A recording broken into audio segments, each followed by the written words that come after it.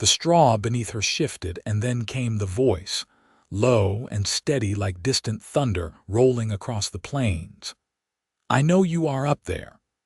Nora Zimmerman pressed herself flatter against the hayloft floor, her heart hammering so hard she thought it might burst through her ribs.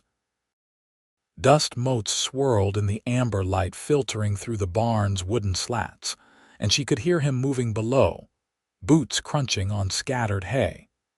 She had been running for 3 days straight, ever since she witnessed what she should never have seen back in Omaha.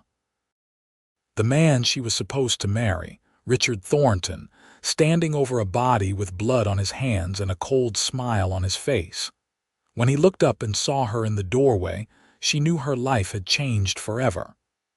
"I am not going to hurt you," the voice continued. It carried a Texas drawl, warm as summer honey. "But you have been in my barn for near about 6 hours now, and I reckon we should talk face to face instead of me addressing the ceiling." Nora squeezed her eyes shut. She had stolen a horse in Omaha, rode it until it nearly collapsed, then continued on foot. Kearney, Nebraska seemed like just another dusty town when she stumbled into it after sunset, desperate for shelter. This barn had been dark and empty, or so she thought.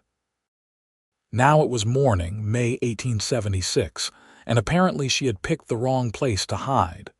"Listen here," the man said, and his tone had shifted to something gentler. "I can see your bag up there. I can see where you have been lying. The least you can do is look at me so I know who is trespassing on my property." Shame burned through Nora's exhaustion. He was right. She was trespassing, and she had no right to be here. Slowly, she crawled to the edge of the loft and peered down. The man standing below was tall, broad-shouldered, with dark hair that needed a trim and eyes the color of creek water after rain. He wore dusty work clothes and a hat pushed back on his head, and he was looking up at her with an expression that was not quite anger but not quite welcome either. More like curiosity mixed with caution. "There you are," he said. "Why don't you come on down?" "I cannot," Nora whispered. Her voice came out raspy from thirst and fear. "Why not?" "Because if I come down, you will turn me in." The man tilted his head, studying her with those sharp eyes. "Turn you in for what? Sleeping in my hayloft. That is not exactly a hanging offense." "Not for that." Nora's hands trembled as she gripped the edge of the loft. "For running, for stealing a horse, for breaking an engagement to a prominent man. That is quite a list." The cowboy stepped closer and Nora tensed, but he just leaned against one of the support beams, casual as anything. "You got a name?" She hesitated, then figured there was no point in lying now. "Nora Zimmerman." "Well, Miss Zimmerman, I am Xander Finch, and this is my barn attached to my property just outside Kearney. Now I've got a few questions, and I would appreciate honest answers. Did you hurt anyone?" "No." "Did you steal anything besides that horse you mentioned? Some bread from a farmhouse?" "I left money for it." "Are you running from the law or from something else?" Nora's throat tightened. "Something else." Xander was quiet for a long moment, and she watched as he seemed to turn this over in his mind. Finally, he pushed away from the beam and looked up at her again. "Come down. You look half-starved, and I've got breakfast cooking in the house. We can talk properly over food." "Why would you help me?" The question burst out before Nora could stop it. "You do not know me. I am a stranger who broke into your barn." "Because you are scared out of your mind, and whatever you are running from has you looking over your shoulder like a hunted rabbit." Xander's expression softened. "And because I have been in tight spots before. I know what it is like to need help and not know where to find it." Nora wanted to believe him. God, she wanted to so badly, but trust had gotten her into this mess in the first place. She had trusted Richard, believed his smooth words and careful courtship, and look where that led. "I can see you thinking it over," Xander said. "So how about this? You come down, eat something, and tell me your story." Then you can decide what you want to do next. If you want to move on, I will not stop you. But you cannot keep hiding in my barn. My ranch hands will be here within the hour to start the day's work, and they will not be as understanding as me." That decided it. Nora could not risk being discovered by multiple people. At least with just this one man, she had a chance. Slowly, carefully, she climbed down the ladder, her legs shaking with exhaustion. When her feet hit solid ground, she swayed, and Xander's hand shot out to steady her. "Easy there," he murmured. Up close, she could see the worry lines around his eyes, the stubble on his jaw. He was probably in his late 20s, maybe 30 at most. "When did you last eat?" "Yesterday morning. Maybe. I lost track of time." Xander muttered something under his breath that might have been a curse, then gently guided her toward the barn doors. The morning sun hit her full in the face, and Nora blinked against it. The ranch spread out before her, neat and well-maintained, with a house that looked sturdy and welcoming. Smoke curled from the chimney. "Can you walk?" Xander asked. "Yes." Nora pulled away from his supporting hand, determined to maintain some dignity. She had made it this far on her own. She could walk to a house. They crossed the yard in silence. Chickens scattered out of their path, and somewhere in the distance, cattle lowed. It was peaceful here, so different from the chaos of Omaha, and Nora felt something in her chest loosen just a fraction. Inside the house, the warmth enveloped her immediately.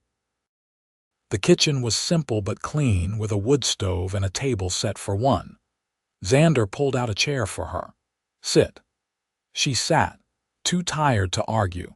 He moved around the kitchen with easy familiarity, pulling out another plate, pouring coffee, dishing up eggs and bacon and biscuits. The smell made Nora's stomach cramp with hunger. When he set the food in front of her, she had to resist the urge to fall on it like a wild animal. "Go ahead," Xander said, settling into the chair across from her with his own plate. "Eat." Nora did, trying to maintain some semblance of manners but failing miserably. The food was simple but delicious, and she could not remember anything ever tasting so good. Xander ate quietly, watching her but not in a way that made her uncomfortable. More like he was trying to figure her out. "So," he said when she finally slowed down, "tell me what happened."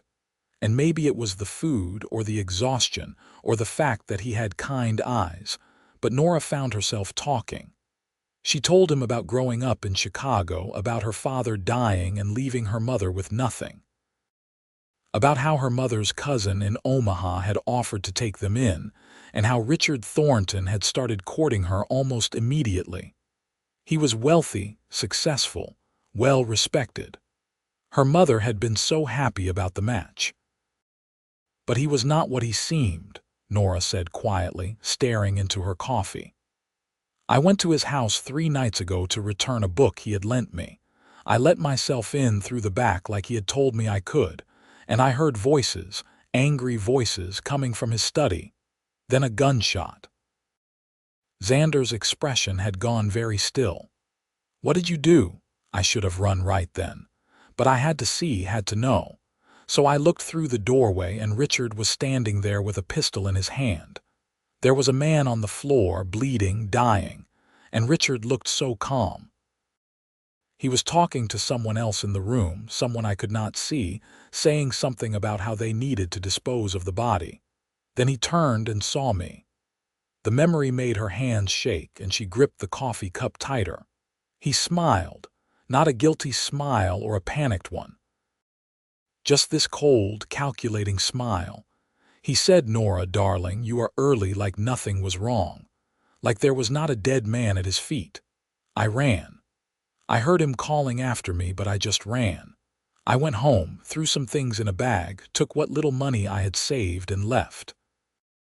I stole a horse from a stable because I knew if I stayed until morning, Richard would come for me. Did he follow you? I do not know. I kept expecting to hear hoofbeats behind me, but I never did. Maybe he thought I would not get far. Maybe he is back in Omaha telling everyone I am crazy or hysterical. Nora looked up at Xander, searching his face for disbelief or dismissal. You probably think I am making this up. No, Xander said flatly. I do not think that at all. I think you saw something terrible, and you did the smart thing by running. The relief that flooded through Nora was so intense it brought tears to her eyes. I did not know where to go. I just kept moving. Kearney seemed far enough away. I thought I could maybe find work here, disappear. And you might have if you had not picked my barn to sleep in. Xander leaned back in his chair, his expression thoughtful. Here is what I think. You need time to figure out your next move, and you need a place to stay while you do it. I've got a spare room here.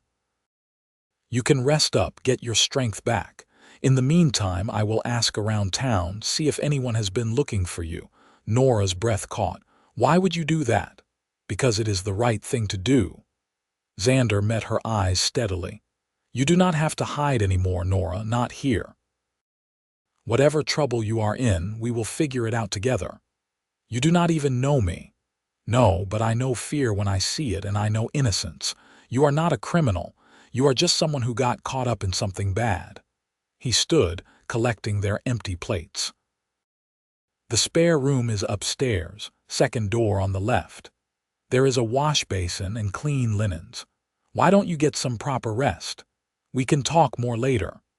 Nora wanted to argue, wanted to insist she could not possibly accept such kindness from a stranger, but her body was screaming for sleep. Slowly she stood. Thank you, I do not know how I will ever repay you. You do not owe me anything. Xander's smile was gentle. Go on now, rest. She made her way upstairs, feeling like she was moving through a dream. The spare room was small but comfortable, with a real bed and a quilt that looked handmade. Nora closed the door, stripped off her dusty traveling clothes, and washed her face and hands in the basin. Then she climbed into bed and was asleep almost before her head hit the pillow. When she woke, the sun was low in the sky, painting the room in shades of gold and amber. Nora lay still for a moment, disoriented, before memory came flooding back. She was in Kearney, Nebraska, in the home of a cowboy named Xander Finch, who had shown her more kindness in one morning than she had experienced in months. Slowly, she sat up, taking stock of herself. Her body ached from days of hard travel, but the crushing exhaustion had lifted. There were voices downstairs, low and masculine. Nora tensed, but then she heard Xander's distinctive drawl and relaxed slightly. She found her bag, pulled out her one other dress, and changed. It was wrinkled but cleaner than what she had been wearing. She braided her dark hair, trying to make herself presentable, then took a deep breath and headed downstairs. Xander was in the kitchen with another man, this one older with gray in his beard and a weathered face. They both looked up when she appeared in the doorway. Well, there she is, the older man said. His tone was neutral but not unkind. You must be Miss Zimmerman. I am, Nora said cautiously. This is Roy Tucker, my foreman, Xander explained. I asked him to come by after the hands left for the day. Roy, this is Nora. She is going to be staying here for a bit. Roy's eyes were sharp, assessing. That's so. We do not usually have house guests out here. It is a special circumstance, Xander said evenly. Nora needed a place to stay and I had room. That is all anyone needs to know. There was a weighted silence, and Nora realized Roy was trying to figure out exactly what kind of special circumstance this was. She felt her cheeks heat. It is not like that. Mr. Finch is just being kind. Xander, the cowboy corrected gently. And Roy knows I would not do anything improper. He is just being protective of my reputation, which I appreciate, but it is not necessary. Roy grunted. Folks in town are going to talk. Let them, Xander shrugged. They talk anyway.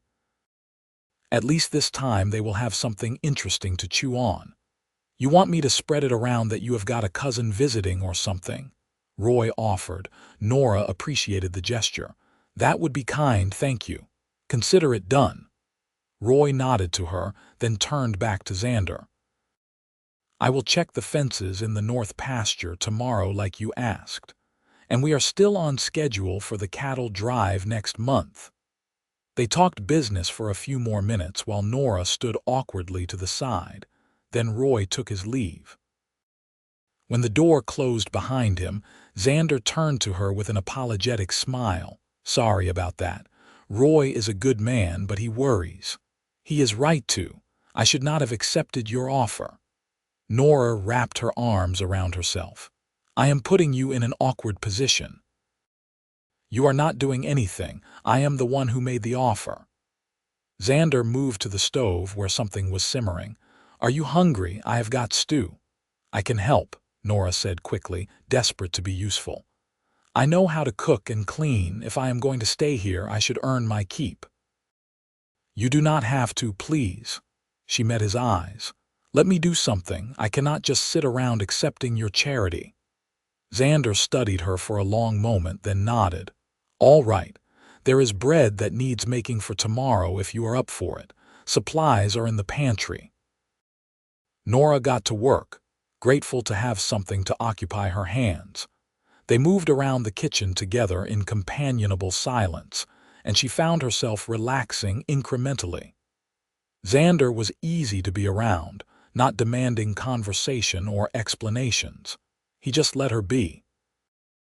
Over dinner, he asked careful questions about her skills and experience, and she told him about growing up helping her mother with sewing and cooking, about the brief time she had worked in a shop in Chicago before her father died. Xander listened intently, asking follow-up questions that showed he was genuinely interested. What about you? Nora asked finally. How did you end up with a ranch in Nebraska? Family land, Xander said. My parents homesteaded here back in the 50s, built this place up from nothing. They passed a few years back, left it to me. I have got a brother out in California, but he had no interest in ranching, so it is just me now, plus Roy and the 4 hands I employ. It must be a lot of work. It is, but it is good work, honest work. He paused, then added quietly, I like being able to build something, you know. Leave a mark on the land that means something. Nora understood that desire more than she could say. Her own life had felt so directionless before, just moving from one circumstance to another without any real control. That sounds nice. They cleaned up together after dinner, and then Xander showed her around the rest of the house. It was not large, but it was well built and comfortable. Downstairs was the kitchen, a sitting room with a small fireplace, and Xander's bedroom. Upstairs was the spare room where Nora was staying and a storage area. I will be up at dawn, Xander said when they were back in the kitchen. You do not have to match my schedule, but if you want to help out around here, there is always plenty to do. I want to, Nora said firmly. I will earn my place here. You already have a place here, Xander's voice was gentle, but I will not argue with you. Good night, Nora. Good night. She went upstairs and lay in bed, staring at the ceiling. It had only been one day since Xander found her in his barn, but already she felt safer than she had since that terrible night in Omaha. It was dangerous to let her guard down, she knew that. Richard could still be looking for her. But for the first time in days, Nora let herself believe that maybe, just maybe, things would be all right. The next weeks fell into a rhythm. Nora woke early and made breakfast, then spent the day cleaning, cooking, mending clothes, and tending the vegetable garden behind the house. Xander worked from dawn until dusk, managing the ranch, and they ate dinner together every evening. Roy came by regularly, and he seemed to accept Nora's presence, though he was always watchful in a grandfatherly sort of way. The hands knew there was a woman staying at the main house, but they kept their distance, respectful of whatever story Roy had told them. Sometimes Nora saw them working in the distance and felt a pang of guilt. She was disrupting things, changing the careful balance of this place. But Xander never made her feel unwelcome. If anything, he seemed to enjoy having her around. They talked during those evening meals, really talked. Xander told her about growing up on the ranch, about learning to ride before he could properly walk, about the hard winters and the spring calves, and the satisfaction of watching the herd grow.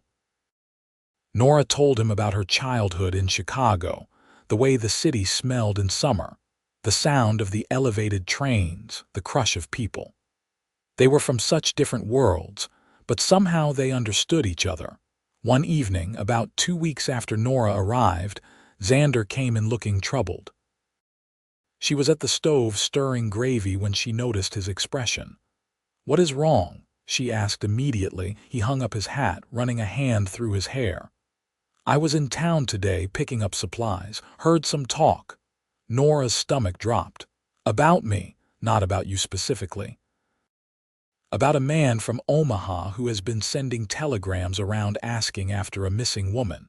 Dark hair, early 20s, traveling alone, offering a reward for information." The wooden spoon slipped from Nora's fingers and clattered against the pot. "Richard. Probably."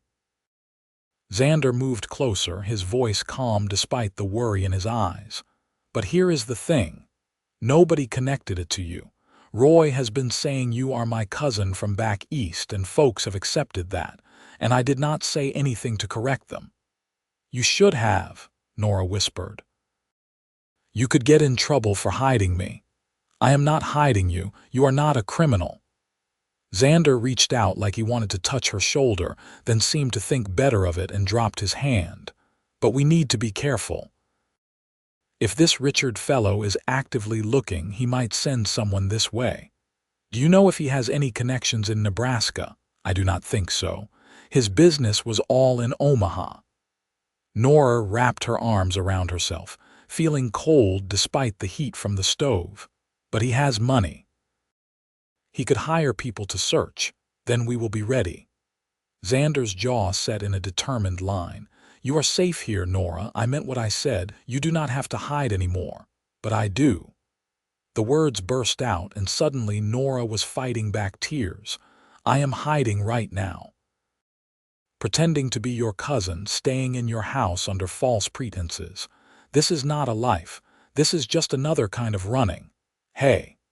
This time Xander did touch her, his hand gentle on her arm. "Look at me." She did, blinking back the tears. "You are not running anymore. You are regrouping. There is a difference." His voice was steady, grounding. "And when you are ready, we will figure out what to do next. Maybe you go to the authorities, tell them what you saw. Maybe we find a way to get word to your mother that you are safe. But right now, today, you are here and you are safe, and that is what matters." Nora wanted to believe him. She wanted it so badly it hurt. "What if he finds me? Then he will have to go through me." There was steel in Xander's words, "And I promise you I do not go down easy." The conviction in his voice steadied her. Nora took a shaky breath and nodded. "Okay, we will be careful. That is my girl." The words slipped out and Xander looked momentarily startled, like he had not meant to say them. He stepped back, clearing his throat. "I mean, it is all right." Nora managed a small smile. "Thank you for everything." They ate dinner in relative silence after that, both lost in their own thoughts. But later, as Nora lay in bed, she found herself replaying that moment in the kitchen. The way Xander had looked at her, the protective edge in his voice. It stirred something in her chest, something warm and complicated and terrifying. She could not afford feelings like that. Not now, when everything was so uncertain. But over the following days, she found it harder and harder to ignore. The way her heart lifted when she heard Xander's boots on the porch in the evening. The way she caught herself watching him when he did not know she was looking, admiring the easy strength in the way he moved, the laugh lines around his eyes. The way he had started looking at her too, with an expression that was not quite neutral anymore. It came to a head about a week later. Nora was in the garden pulling weeds when storm clouds rolled in fast, the way they did on the plains. She hurried to finish, but the rain started before she could get inside, a torrential downpour that soaked her to the skin in seconds. She ran for the house, laughing despite herself at the sheer absurdity of it. Xander met her at the door with a towel, his eyes wide. "Are you all right?" "I am fine, just wet." Nora took the towel gratefully, rubbing at her dripping hair. Her dress was plastered to her body, and she was suddenly very aware of how improper this must look. "I should go change." "Wait." Xander's voice stopped her. "Nora, I need to say something." She turned back, still holding the towel. "What is it?" He looked uncharacteristically uncertain, like he was searching for words. "These past few weeks, having you here, it has been good, really good. And I know you are in a difficult situation, and the last thing you need is me complicating things. But he stopped, took a breath. "I care about you. More than I should, probably, and I needed to be honest about that." Nora's heart was pounding so hard she thought he must be able to hear it. "Xander, you do not have to say anything," he continued quickly. "I know this is not the right time. I just wanted you to know, because hiding how I feel was starting to seem dishonest, and you deserve better than that." For a long moment, Nora just stood there, dripping rain water on the floor, staring at this good man who had taken her in and kept her safe and never asked for anything in return. And she realized she had been lying to herself. She did have feelings for him. She had probably been falling for him since that first morning in the barn. "I care about you too," she said softly. Xander's expression transformed, hope lighting his eyes. "You do?" "Yes. I have been trying not to because everything is so complicated, but I do." Nora stepped closer, still clutching the towel. "You have been so kind to me, Xander, not just kind. You have made me feel safe for the first time in so long. You have given me a place where I do not have to be afraid. And somewhere along the way I started to feel something more." Nora. Her name was barely a whisper. Xander reached out slowly, giving her time to pull away, and tucked a strand of wet hair behind her ear. His hand lingered against her cheek, and she leaned into the touch. "I know this is not ideal timing. When would be ideal timing?" Nora asked with a slightly hysterical laugh. "After Richard is caught, after I can somehow prove what I saw, that could be never. Then we will figure it out together." Xander's thumb brushed her cheekbone, gentle and reverent. "If you want that, I do." The certainty in her own voice surprised her. "I want that very much." He smiled then, a real smile that crinkled the corners of his eyes, and Nora felt her breath catch. "Good. That is very good." They stood there for a moment longer, rain drumming on the roof, neither quite sure what to do next. Then Nora laughed softly. "I should really go change before I catch cold." "Right, yes." Xander stepped back, looking almost dazed. "You should do that." She went upstairs, changed into dry clothes, and sat on the edge of the bed, trying to process what had just happened. She had feelings for Xander Finch. He had feelings for her.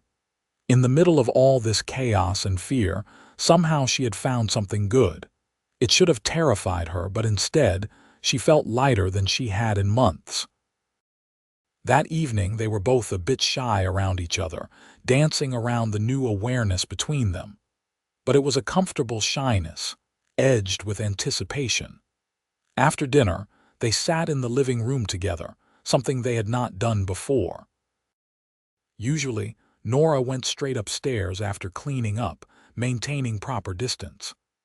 But tonight, she settled on one end of the small sofa, and Xander sat on the other end, and they just talked. He told her about his plans for the ranch, his hope to expand the herd and maybe build a new barn in a few years. She told him about her dream of maybe opening a shop someday, selling baked goods or dress alterations. They were simple dreams, ordinary dreams, but sharing them felt intimate somehow. As the evening wore on, they drifted closer together on the sofa, not quite touching but near enough that Nora could feel the warmth of him. When she finally stood to go upstairs, Xander caught her hand. "Good night, Nora," he said, and the way he looked at her made her heart flutter. "Good night, Xander." She went to bed with a smile on her face, and for the first time in weeks, her dreams were not of Richard and blood and fear, but of a cowboy with kind eyes and a steady voice. The next few weeks were the happiest Nora could remember. She and Xander settled into their new dynamic, carefully navigating the space between propriety and their growing feelings. He started teaching her to ride in the evenings, leading her around on his gentlest mare, and she loved the freedom of it, the wind in her hair and the vast sky overhead. They took to sitting together after dinner, sometimes talking, sometimes just existing in companionable silence. Roy noticed the change, of course. He did not say anything directly, but Nora caught him watching them with a knowing look. One afternoon, when she was hanging laundry and he was fixing a fence near the house, he ambled over. "That boy is happier than I have seen him in years," Roy said without preamble. Nora felt her cheeks heat. "He is a good man, he is, and he deserves someone who sees that." Roy studied her with those sharp old eyes. "You planning on sticking around?" It was a fair question. Nora had been here almost 2 months now, living in this strange limbo. "I want to," she said honestly, "but I do not know if I can, not until things are resolved." "Well, you let me know if you need help with that resolving." Roy tipped his hat to her and walked back to his fence, leaving Nora staring after him. That evening she brought it up with Xander. They were sitting on the porch watching the sunset, and she said quietly, "I need to do something about Richard." Xander turned to her. "What are you thinking?" "I cannot just hide here forever. It is not fair to you and it is not right. I saw a crime. I should report it." Nora twisted her hands together. "But I am afraid. Richard is powerful. He has connections. Who is going to believe me over him?" "Anyone with sense," Xander said firmly. "But I understand your worry. We need to be smart about this." He was quiet for a moment, thinking. What if we went to the federal marshal, not the local sheriff in Omaha, but someone outside Richard's sphere of influence? Would they listen? They would if we had proof. Xander leaned forward, elbows on his knees. "Did you see anything else that night? Anything that might corroborate your story?" Nora thought back, trying to remember details beyond the horror. "The man who was shot, I saw his face. I would recognize him if I saw him again, and Richard mentioned a name to whoever else was in the room. He said something like, 'Tell Carlisle we will need to move up the timeline.'" Carlisle. Xander filed that away. "Anything else?" There were papers on Richard's desk. I only glimpsed them, but they had a red seal. I remember thinking it looked official. Nora pressed her fingers to her temples. "I wish I had paid more attention. You were in shock. You did what you needed to do to survive." Xander reached over and took her hand, his grip warm and steady. "But this is good. We have names, details. That is more than nothing." "So what do? We go to Omaha," Xander said decisively. "Together. We find the federal marshal and tell him your story, and if Richard tries anything, he will have to go through both of us." Nora's first instinct was to refuse, to say it was too dangerous. But then she looked at Xander, at the determination in his face, and she realized he was right. Hiding had not worked, running had not worked, the only way forward was through. "When?" she asked. "Soon. I need to make sure the ranch is in good hands while I am gone, but Roy can manage for a week or 2. Xander squeezed her hand. "We will do this right, Nora, and then you will be free."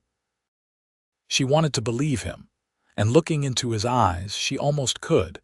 They spent the next week preparing. Xander arranged things with Roy, making sure the ranch would run smoothly in his absence. Nora packed her few belongings and tried not to think about all the ways this could go wrong. The night before they were set to leave, she could not sleep. She paced her room until finally giving up and heading downstairs for some water. Xander was in the kitchen, apparently unable to sleep either. He looked up when she entered and they shared a rueful smile. "Nervous?" he asked. "Terrified," Nora admitted. She poured herself water with shaking hands. "What if this does not work? What if Richard has covered his tracks? What if— Hey!" Xander crossed to her, taking the cup from her hands and setting it aside. Then he pulled her into his arms and Nora went, pressing her face against his chest. She could hear his heartbeat, steady and strong. "We are going to be all right, I promise you." "You cannot promise that, I know, but I am going to anyway." He pulled back just enough to look at her, and the tenderness in his expression made her chest ache. "Whatever happens, we face it together. You are not alone anymore." Nora reached up, touching his face, tracing the line of his jaw. "When did I get so lucky? I am the lucky one." Xander turned his head, pressing a kiss to her palm. "From the moment I found you in my barn, my life got better. Do you know that? I was filthy and half-starved and completely desperate. You were brave and strong and trying so hard to survive." His hands came up to cup her face. "You are amazing, Nora Zimmerman."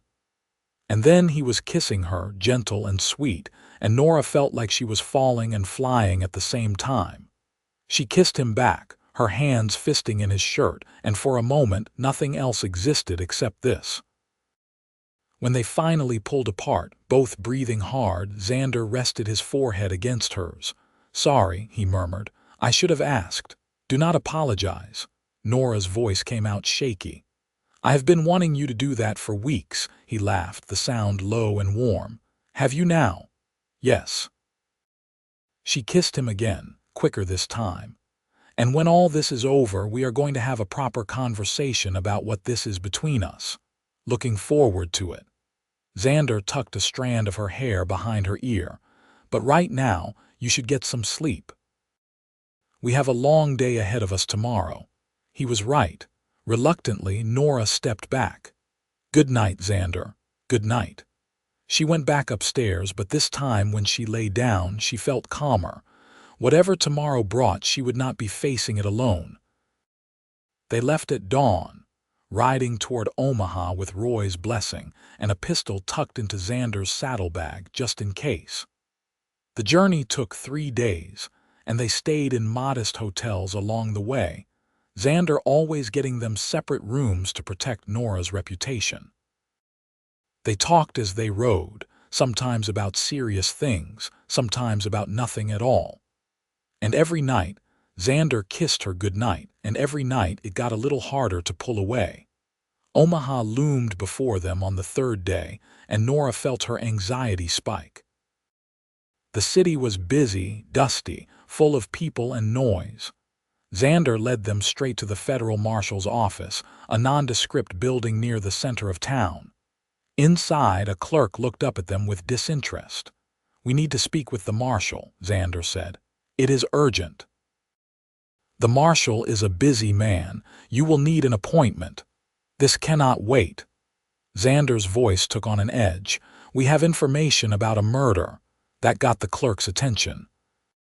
He disappeared into a back room and returned moments later with a tall man in his 50s, graying hair and sharp eyes. "I am Federal Marshal John Brennan," the man said. "You have information about a murder?" "Yes, sir." Nora stepped forward, her heart pounding. "My name is Nora Zimmerman, and I witnessed a man named Richard Thornton kill someone in his home approximately 2.5 months ago." Marshal Brennan's expression did not change, but his eyes sharpened. "Come into my office." They spent the next 2 hours going over every detail. Nora told her story from beginning to end while Xander sat beside her, his presence a silent support. Marshal Brennan listened without interruption, taking notes, asking clarifying questions. When she finished, he sat back in his chair. "This is serious," he said. "Richard Thornton is a prominent businessman. Accusing him of murder is not something to be done lightly." I know what I saw, Nora said firmly. I believe you. The marshal held up a hand when Nora started in surprise. I have been watching Thornton for a few months now. There have been rumors, whispers of illegal activity, but nothing concrete. Your testimony could be the break we need. Hope flared in Nora's chest. So you will investigate? I will. But I need you to stay in town for a few days while I look into this. And I need you to be prepared to testify if this goes to trial. She will testify, Xander said, and I will be right there with her. Marshal Brennan looked between them, seeming to assess their relationship, then nodded. All right, give the clerk your information where you will be staying. I will be in touch soon. They left the office in a daze. Outside, Nora turned to Xander. He believed me. Of course he did. You were telling the truth. Xander smiled, relief evident on his face. We did it, Nora. You did it. They found a hotel, and this time Xander only got one room. Nora did not question it, and he did not explain. They were past pretending now. That night, after dinner in the hotel restaurant, they went upstairs together. Xander locked the door behind them and turned to her. Are you all right? He asked gently. I think so. Nora sank onto the edge of the bed. It still does not feel real, that the marshal believed me, that something might actually happen. Xander sat beside her, taking her hand. It is going to work out, I can feel it. What happens after? Nora looked at him. After all this is done, where do I go? What do I do? You come home with me. The words were simple, certain. If you want to. As what? Your cousin. Nora tried to smile, but it wobbled. As my wife. Xander turned to face her fully, both hands holding hers now. I know this is fast. I know we have not had normal circumstances. But I love you, Nora. I have loved you since you came down from that hayloft looking terrified and brave and so damn beautiful I could hardly breathe. I want you to come home with me as my wife. Build a life with me. Have a future. Tears were streaming down Nora's face now. I love you too. I think I have since you told me I did not have to hide anymore. Is that a yes? Yes. Nora laughed through her tears. Yes, I will marry you. Xander pulled her into his arms, holding her tight, and Nora felt something in her chest finally settle. This was home, not a place but a person. After everything, she had found where she belonged. They stayed in Omaha for 4 days while Marshal Brennan conducted his investigation. He kept them updated, and the news was encouraging. The man Nora had seen killed was identified as Thomas Whitley, a clerk who worked for a shipping company. He had been reported missing, and his family had been searching for him. More importantly, the marshal had found evidence of a smuggling operation tied to Richard Thornton and a man named Carlyle, just as Nora had remembered. The red sealed papers she mentioned turned out to be forged government documents. On the 5th day, Marshal Brennan came to their hotel himself. We arrested Richard Thornton this morning, he said without preamble, along with 3 associates. You were right about everything, Miss Zimmerman. The relief was so intense Nora thought she might faint. Xander's arm came around her waist, steadying her. What happens now? Xander asked. There will be a trial. Miss Zimmerman will need to testify, but I do not anticipate that being for a few months. In the meantime, you are both free to go home. The marshal smiled, the expression making him look younger. You did a brave thing, miss. Not many people would have had the courage. Thank you, Nora managed, for believing me. Thank you for coming forward. After the marshal left, Nora and Xander just held each other for a long time. It was over. Not completely, not yet, but the worst was past. Richard was in custody. She was safe. Let us go home, Xander murmured into her hair. Yes, Nora agreed. Let us go home. They stopped by Nora's mother's house on the way out of town. The reunion was tearful and complicated. Her mother was shocked, relieved, angry, and overjoyed all at once. Nora explained everything as gently as she could. leaving out the most frightening details.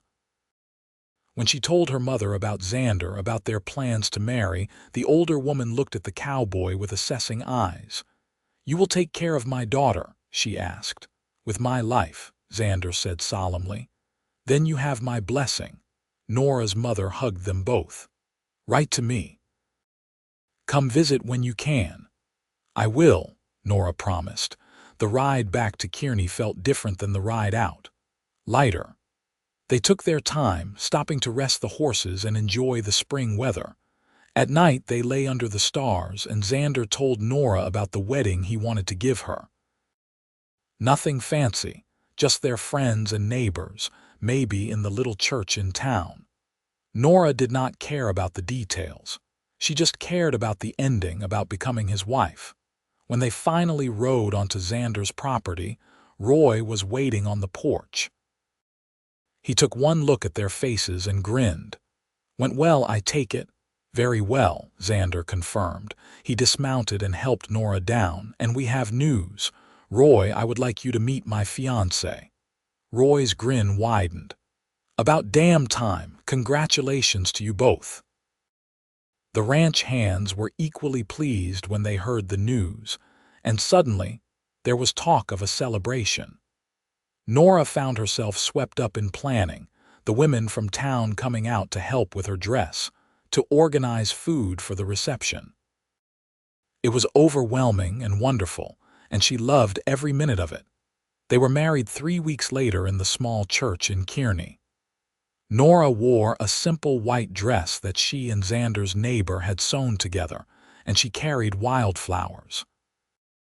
Xander wore his best suit and looked so handsome it made her heart ache.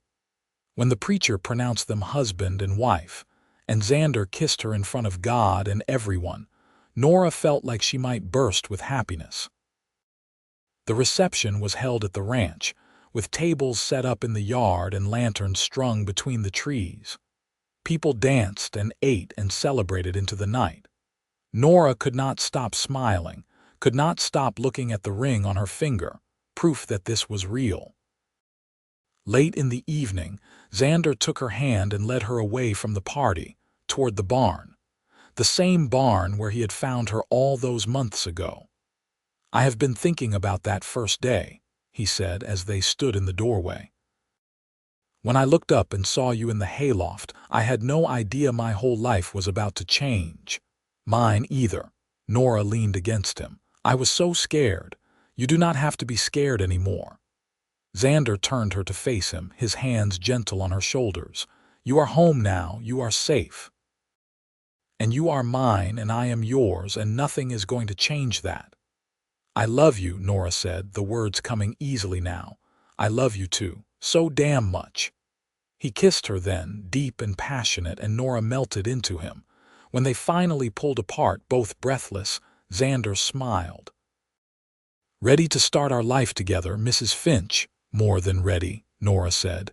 They walked back to the party hand in hand, and later that night, after everyone had gone home, they went into their house together. Their house now. Nora's home. The months that followed were blissful. Nora settled into ranch life, learning the rhythms of it, making the house truly theirs. She planted a bigger garden, added curtains and small touches that made the space warmer. Xander taught her to ride properly, and she fell in love with it, the freedom of galloping across the open plains. They worked side by side, ate meals together, fell into bed exhausted and happy each night. In August, Nora had to return to Omaha to testify at Richard's trial. Xander came with her, of course, sitting in the courtroom every day. It was difficult, facing Richard again, seeing that cold smile. But Nora told her story clearly and truthfully, and the jury believed her. Richard Thornton was convicted of murder and sentenced to hang. His associate, Carlisle, was convicted of smuggling and forgery. When it was over, Nora felt like a chapter of her life had finally closed. She and Xander went home to Kearney, and she never looked back. A year after they married, Nora discovered she was pregnant. She told Xander one evening after dinner, nervous and excited, and the look on his face was one she would treasure forever. Pure joy mixed with wonder. "We are having a baby," he asked, like he could not quite believe it. "We are," Nora confirmed, laughing as he swept her into his arms and spun her around. Their son was born the following spring in April 1878. They named him William after Xander's father. He had his father's eyes and his mother's dark hair, and Nora thought she had never seen anything more perfect. Xander was a devoted father from the first moment, staying up with her during those exhausting early months, rocking William when he cried, changing diapers without complaint. "I never knew I could love someone this much," Xander said one night, holding their sleeping son. "Except maybe you." Nora smiled, leaning her head on his shoulder. "We made a good baby. We made a great baby." Xander kissed the top of her head. "Thank you for this, for him, for everything." "Thank you for finding me in that hayloft," Nora said softly, "for telling me I did not have to hide anymore. Best decision I ever made." 2 years later, they had a daughter. They named her Rose, and she was a tiny terror from the moment she could crawl. William was patient with his little sister, and watching them play together filled Nora with a contentment she had not thought possible. The ranch prospered over the years. Xander expanded the herd, built that new barn he had dreamed about. Nora opened a small shop in town, selling baked goods and doing alterations, just like she had wanted. It was not always easy, raising children and managing a ranch and a business, but they worked as a team, supporting each other through the challenges. Roy stayed on as foreman until he was too old to ride, and then he moved into a small cottage on the property and spent his days teaching William and Rose about ranching. He became like a grandfather to them, beloved and indispensable. Nora's mother came to visit once a year, staying for weeks at a time. She and Xander developed a warm relationship, and she doted on her grandchildren. Seeing her mother happy, seeing her at peace, healed something in Nora she had not realized was still wounded. Time passed the way it does, in a blur of seasons and milestones. William grew into a strong, quiet young man with his father's sense of honor. Rose was wild and free, determined to prove she could do anything her brother could do. Nora and Xander grew older together, their love deepening with each passing year. One evening, 20 years after that day in the hayloft, Nora and Xander sat on their porch watching the sunset. Their children were grown now, William running the day-to-day operations of the ranch and courting a girl from town, Rose helping Nora in the shop while she figured out what she wanted from life. "You ever think about how different things could have been?" Nora asked, her hand in Xander's. "If you had not found me that day, all the time," Xander admitted. "But then I remember that I did find you, and you stayed, and we built this." He gestured to the ranch, the house, the life they had created. "Every choice we made led us here, and I would not change a single one. Not even the scary parts, especially not the scary parts." Xander squeezed her hand. "Those parts taught us how strong we are, together." Nora leaned her head on his shoulder, watching the sky turn gold and orange and red. She thought about the frightened girl she had been, hiding in a barn, running from danger. And then she thought about the woman she had become, confident and loved and home. "I am glad you found me," she said softly. "Me too." Xander kissed her temple. "Best day of my life." They sat there as the sun set and the stars came out, the same stars that had watched over them through everything. And Nora thought about Xander's words in the barn that first morning, the words that had changed everything. "You do not have to hide anymore." She had not known then what those words would mean. Safety, home, family, love, a whole life stretching out before her, full of possibility. She was not hiding anymore. She was living. Years continued to unfold with the gentle grace that comes from a life well lived. William married his sweetheart, Sarah, and they moved into a house on the far side of the property. Within a year, they gave Nora and Xander their first grandchild, a baby boy they named James. Holding that tiny bundle, Nora felt the circle of life complete itself in the most beautiful way. She was a grandmother now, watching her son experience the same overwhelming love she had felt when William was born.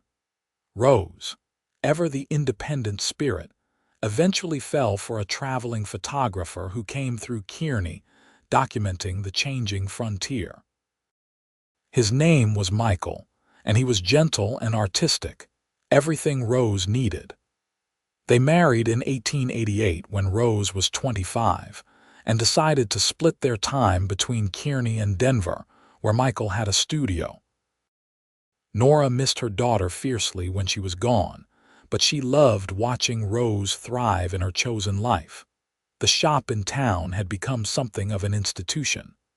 Nora trained 2 young women to help her, and the 3 of them ran a thriving business. She still loved the work, the creativity of it, the satisfaction of making something beautiful. But increasingly, she found herself wanting to be at the ranch with Xander, enjoying the peace they had built. Roy passed away in his sleep in 1892 at the age of 78. They buried him on a hill overlooking the ranch, and Xander carved the headstone himself.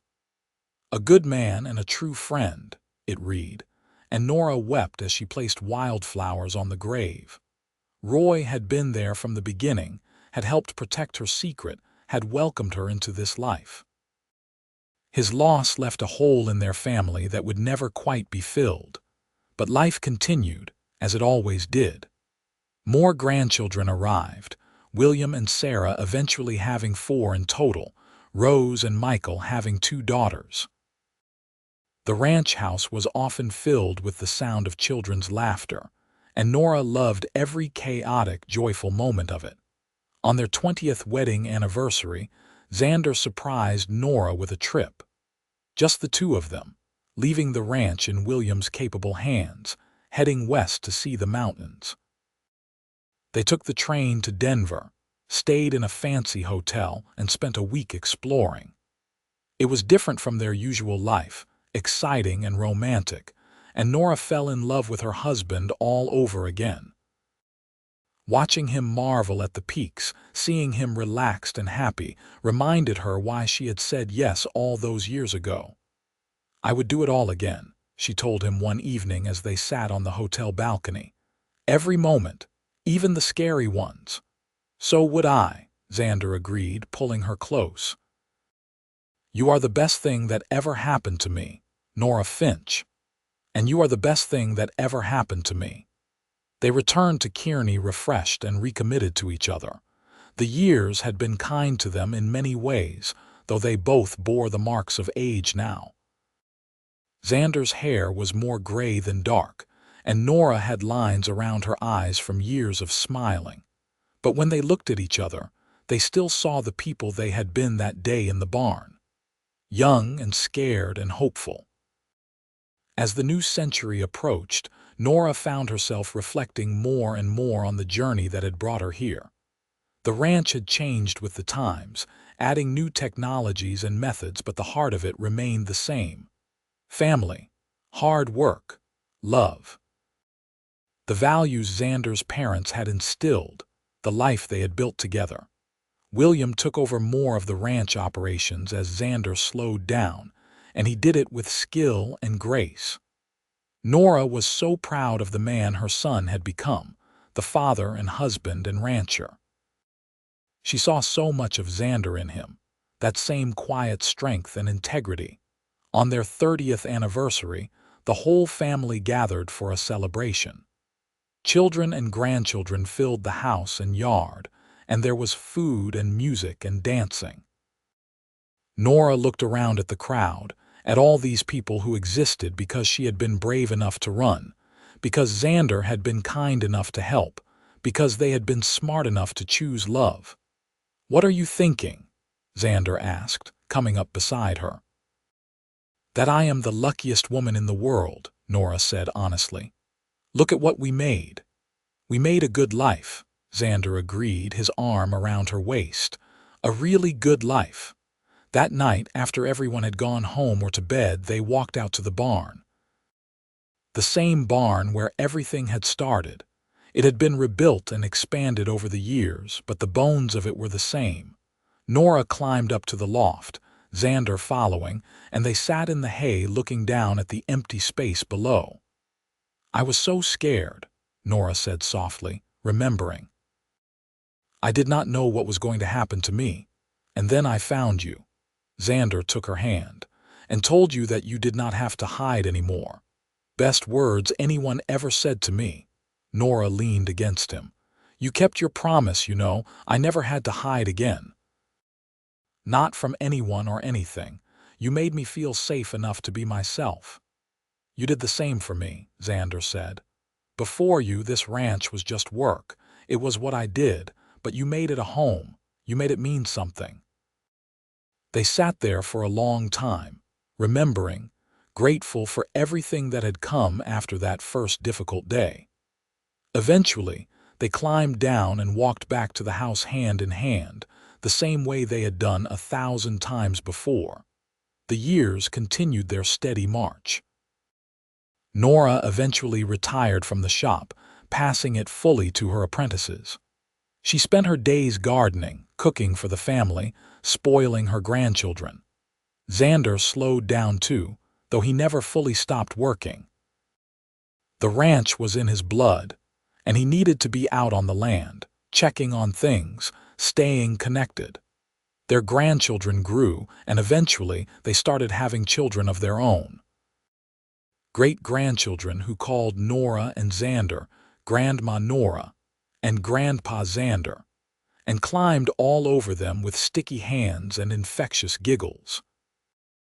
It was a gift, Nora thought, to live long enough to see this, to know that their love had created branches on a family tree that would continue long after they were gone. In 1910, they celebrated their 42nd anniversary quietly, just the two of them. They were both in their 60s now, moving slower but still sharp, still engaged with life. They sat on the porch as the sun set, the same porch where they had sat so many times before. I have been thinking, Xander said, about what I want people to remember about us. And what is that? Nora asked. That we loved each other, really loved each other, through everything. Xander turned to her, his eyes still that same creek water green. That we were kind, that we built something good, that we helped people when we could. That sounds perfect, Nora said. Tears pricked her eyes, though she was not quite sure why. Maybe just the weight of all those years, all that love.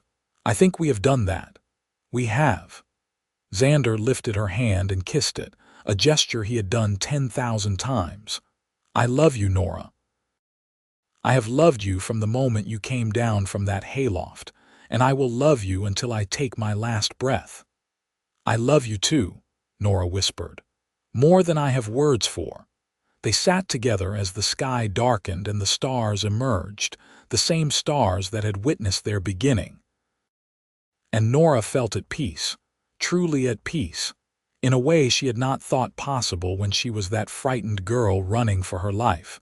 She had found her home, not just in a place, but in a person. And that home had grown and expanded and become something beautiful. A legacy of love and strength and courage.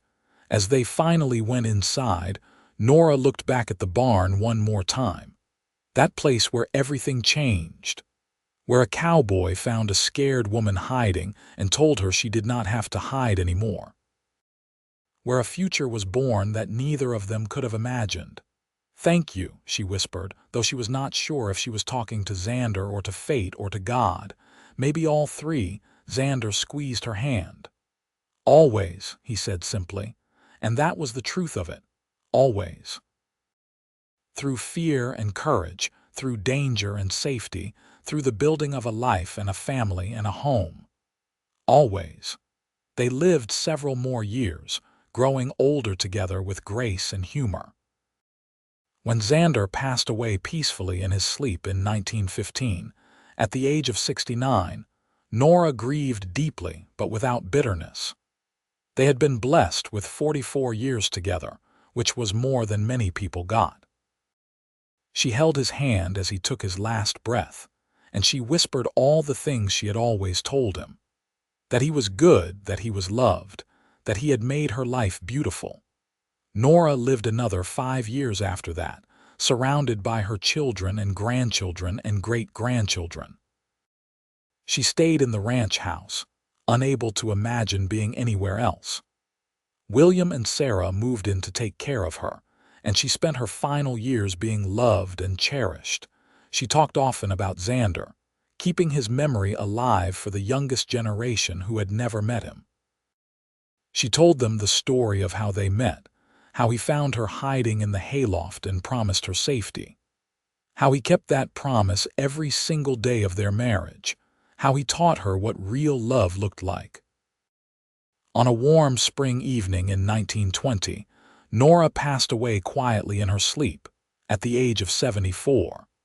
Her family gathered for the funeral, a huge crowd of people who owed their existence to her courage and Xander's kindness. They buried her next to Xander, their headstones simple and dignified. Beloved wife, mother, grandmother, and friend, Nora's read. But the family knew the real story was so much more than that. It was a story of survival and love, of finding home in the most unexpected places, of two people who chose each other and built something that would last for generations. The ranch continued, passed down through William and then to his children. The family grew and spread, but they always remembered their roots. The story of Nora and Xander became family legend, told and retold until it took on an almost mythical quality. The cowboy and the woman in the hayloft. The promise that changed everything. And sometimes, on quiet evenings when the sun set over the Nebraska plains, family members swore they could feel their presence. Nora and Xander, together still, watching over the home they had built with such love and care. A reminder that courage and kindness could create something that lasted far beyond a single lifetime. The barn still stood, renovated and updated, but fundamentally the same. And in the loft, where hay was still stored, you could almost imagine a frightened woman hiding, and a good man looking up and saying the words that would change both their lives forever. You do not have to hide anymore. Those words had been more than a promise. They had been a prophecy. Nora never had to hide again. She lived openly and fully, loved and cherished, exactly as she deserved. And Xander got to spend his life with a woman who made every day brighter, who gave him purpose and family and joy. It was a love story worthy of the Wild West, where they had lived through the tail end of a rough and tumble era and helped usher in a new age. They had seen the frontier change and modernize, had raised their children to be good people in a world that was not always kind. They had faced challenges and overcome them together. And in the end, what they left behind was not wealth or fame, but something far more valuable. A family that knew how to love, that understood the importance of kindness, that recognized courage when they saw it. That was their legacy, stronger and more lasting than any fortune. The story of Nora Zimmerman and Xander Finch became a part of Kearney's history, whispered about in the town that had given them refuge. Some details were lost over time, others embellished, but the heart of it remained true. A woman running from danger, a cowboy who helped her, a love that grew from kindness and trust, a life built on solid foundation, and every so often someone new would move to town and ask about the Finch Ranch, that sprawling property with the old barn and the family cemetery on the hill.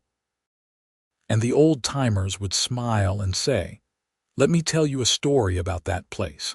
It starts with a woman hiding in a hayloft and a cowboy who told her she did not have to hide anymore."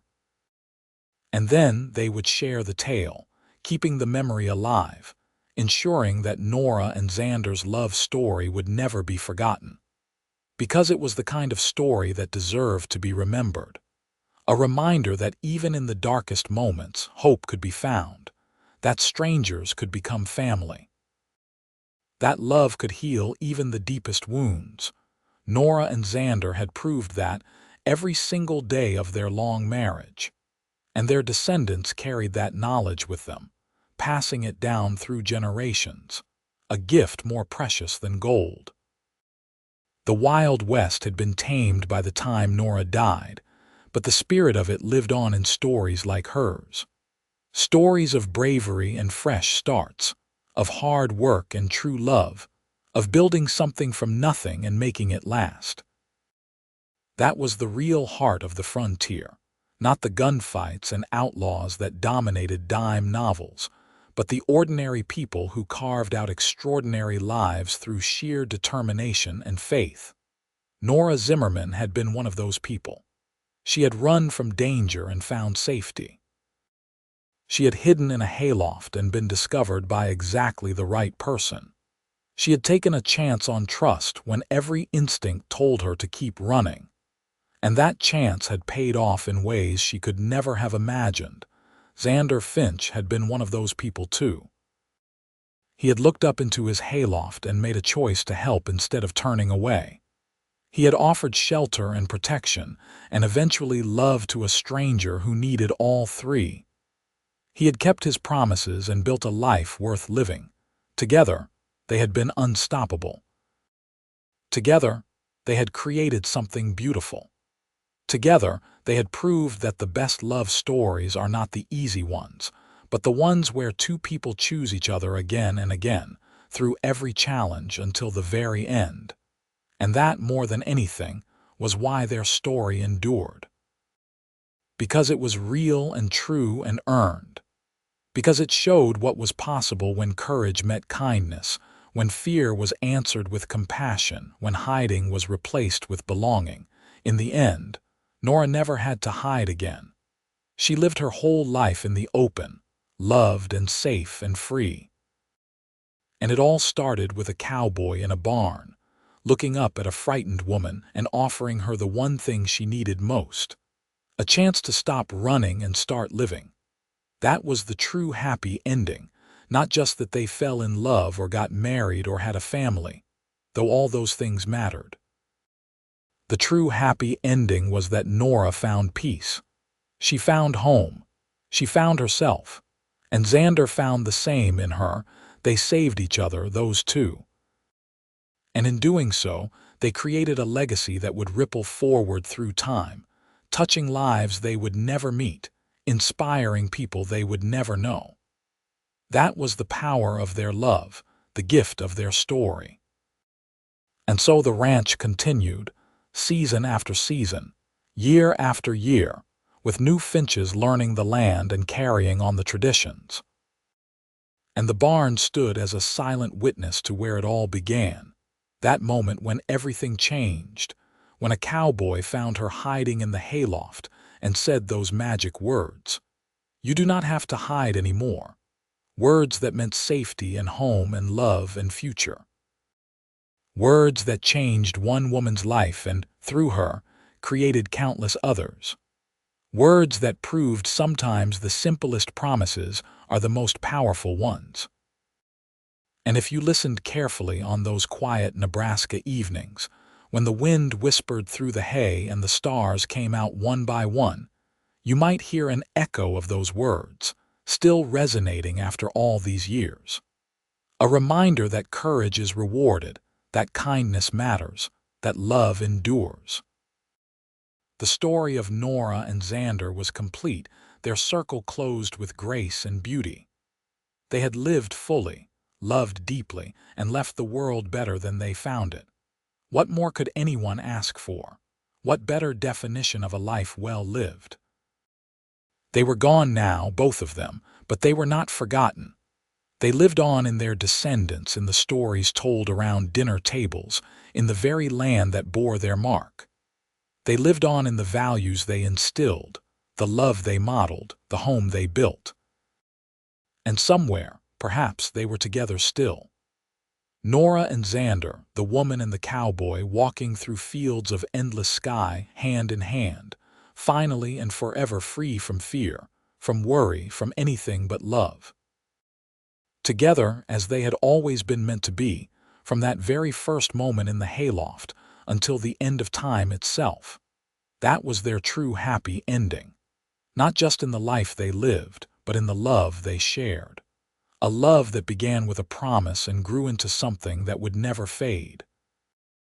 A love that proved the best things in life often come from the most unexpected places. A love that showed hiding was never the answer when you could have home instead. And so their story closes, complete and whole, a testament to what was possible in the Wild West and in the human heart. Two souls who found each other against all odds and built something beautiful. Two lives that intertwined so perfectly it was impossible to imagine them apart. Nora Zimmerman and Xander Finch. The woman in the hayloft and the cowboy who found her. A love story for the ages, born in fear and blooming into joy. The perfect ending to a remarkable journey and a reminder that sometimes when you stop hiding and start living, you find exactly what you were meant to find all along: home, love, peace, forever.